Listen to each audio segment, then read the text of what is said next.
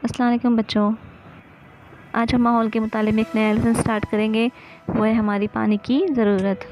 बच्चों, हम जानते हैं कि हम पानी हमारे लिए कितना अहम है और पानी की ज़रूरत हमें क्यों होती है। रोज़मर्रा की ज़िंदगी में हम पानी का इस्तेमाल किन किन कामों के लिए करते हैं। इस लेसन में हम पानी की अहमियत और पानी की ज़रूरत इसके बारे में और ज़्यादा डिटेल में मालूमात हासिल करेंगे। आप इस लेसन का वीडियो गौर से देखिए। बताओ तो भला, ऐसा होता है ना, जैसे कभी कभी हमारी आँख से आंसू बहने लगते हैं, इमली को देखकर मुंह में पानी भर आता है, ज़ुकाम होने पर नाक से पानी बहने लगता है, ज़ख्म होने पर खून निकलता है। इससे क्या ज़ाहिर होता है? इससे ज़ाहिर होता है कि आंसू, नाक से बहने वाला पानी और खून, इन बहने वाली चीज़ों में पानी मौजूद होता है। आओ ये करके देखें। एक छोटी सी ककड़ी लो, उसे बड़ों की मौजूदगी में कद्दूकश पे बारीक करो। बारीक की हुई ककड़ी को ताकत से दबाओ। नींबू का एक टुकड़ा लो, इसे ताकत से निचोड़ो। तुमने क्या देखा? ककड़ी के बारीक लच्छों और नींबू के टुकड़े से रस निकलता है।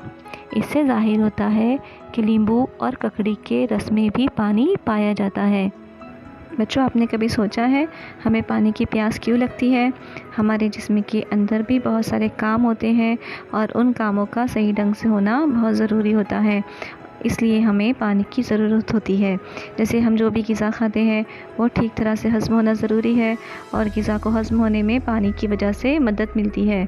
उसी तरीके से पानी की वजह से हमारे जिस्म के अंदर जो बेकार मादे होते हैं, यानी जो चीज़ों की हमारे जिस्म को ज़रूरत नहीं होती, वो बेकार मादे पेशाब के ज़रिए जिस्म से बाहर खारिज हो जाते हैं। जिस्म में पानी की कमी नहीं होना चाहिए, इसीलिए जब भी हमारे जिस्म से पानी कम होता है तो उस वक्त हमें जो है प्यास लगती है। इंसान की तरह ही दूसरे जानवरों को भी पानी की ज़रूरत होती है। बताओ तो भला। देखिए बच्चों, यहाँ पे आपको कुछ सवालात दिए हुए हैं और सवालात के जवाब देखकर इस चीज़ को आप समझने की कोशिश कीजिए। जैसे पहला सवाल है, नदी के किनारे पानी पीने वाले जानवर कौन से हैं? आप देख रहे हैं तस्वीर में, नदी के किनारे जो है बकरियां हैं, गाय है, ये जो पानी पी रहे हैं। उसी तरीके से पानी में कौन गोता लगा रहा है? तो बच्चे जो है आप देख रहे हैं पानी में गोता लगा रहे हैं, तैर रहे हैं। उसी तरीके से तीसरा सवाल है, पानी भर कर ले जाने वाले लोग पानी किस लिए इस्तेमाल करने वाले हैं? आप देख रहे हैं कुछ आदमी, कुछ औरतें जो है वो नदी से पानी भर रहे हैं। ये पानी जो है वो अपने घरों के मुख्तलिफ़ कामों के लिए इस्तेमाल कर। पनघट अक्सर गांव में तालाब पर या नदी के किनारे गांव की गायें, भैंसें, बकरियां पानी पीने के लिए आती हैं। पनघट के पास घास और झाड़ियाँ उगी होती है। जानवर पानी में गोता लगाते हैं। टेटरी, मुर्गमाही, बगले जैसे परिंदे भी नज़र आते हैं। गांव के लोग पनघट पर कपड़े धोते हैं, घर में इस्तेमाल के लिए पानी भरकर लाते हैं।